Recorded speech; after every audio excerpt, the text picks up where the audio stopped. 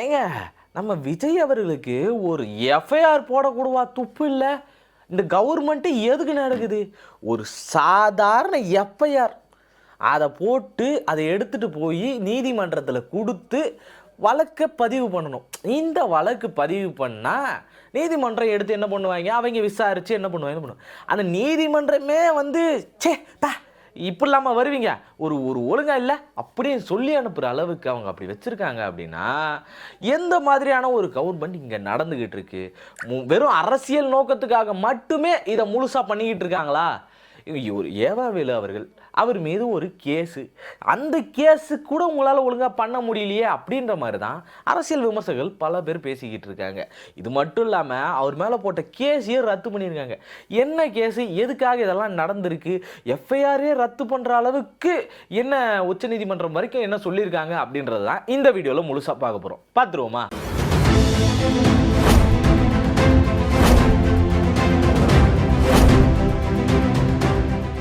வணக்கம் அன்பு தமிழ் சொந்தங்களே. அதாவது நம்ம விஜய் அண்ணா பதவி ஏற்றதுக்கு அப்புறம் மிகப்பெரிய எதிர்பார்ப்புகளை எல்லாரும் எதிர்பார்த்தாங்க.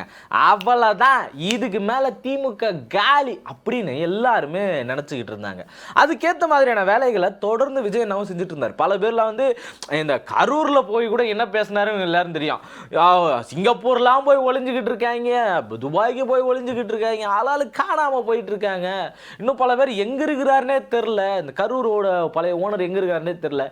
இப்படியான பல விமர்சனங்களை அடிக்கிட்டே இருந்தாரு மனுஷன். இப்படி அடுக்கடுக்கா அடுக்கி இதுக்கு மேல திமுக காலின்னு அவங்க தொண்டர்கள் எல்லாருமே கொக்கரிக்க ஆரம்பிச்சாங்க. ஏன்னா திமுக மேலே இதுக்கு மேலே ஒன்றும் பண்ண முடியாது, அவங்க பதவியை விலகியாச்சு, குளத்தூரில் கொத்து பரோட்டா போட்டாச்சு, இப்படி எல்லாம் சொல்லி திமுகவை தோண்டி தோண்டி ஒன்று ஒன்றா வரும் போலே அப்படின்னு சட்டமன்றத்தில் கூட பேசினார்.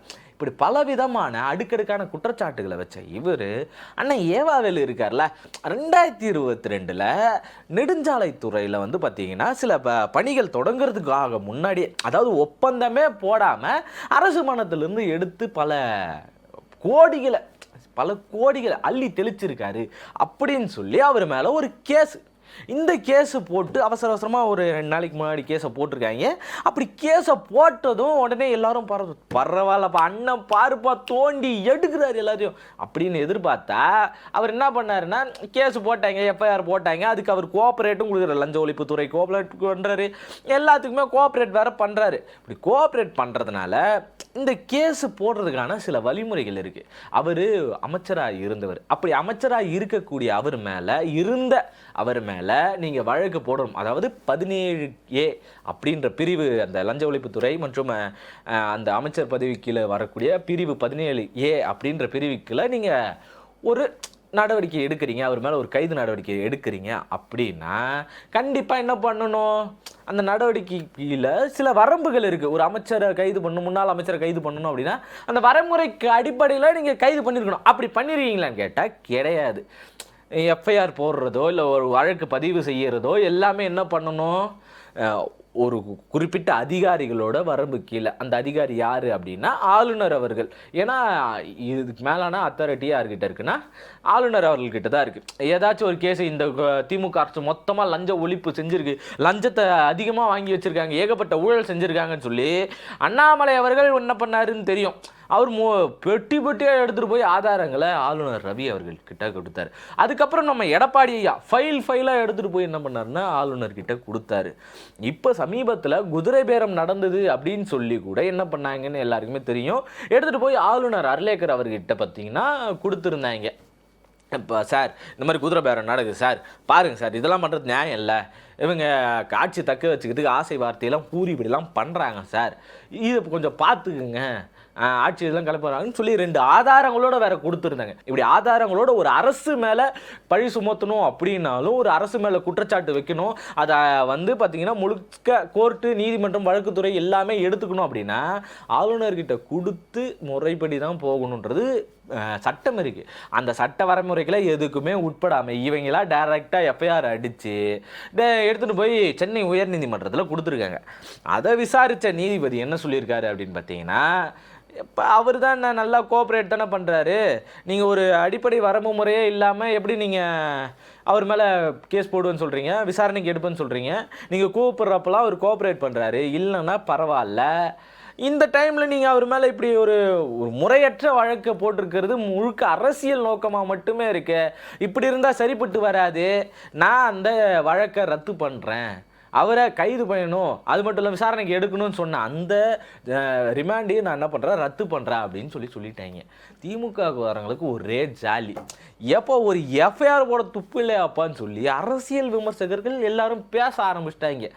காரணம் என்னென்னா, ஒரு விஷயம் நடக்குது, இந்த எஃப்ஐஆர் கூட போட முடியாமல், ஒரு எஃப்ஐஆர் போட தெரியாமல், ஒரு சரியான சட்ட ஆலோசனைகள் இல்லாமல் நீங்கள் நியமிச்சிருக்க அதிகாரிகள் எல்லாம் இப்படி இருக்கிறாங்களே, திமுக மேலே கை வைக்கணும்னா சாதாரணமாக வச்சுருவீங்களா? அதுக்கு எவ்வளோ நடவடிக்கைகள் இருக்குது, எவ்வளோ இதுக்கு முன்னாடி எத்தனை பேர் என்னென்ன பண்ணியிருக்காங்க, அது எல்லா ஹிஸ்ட்ரியும் எடுத்து பார்க்கணுமா இல்லையா?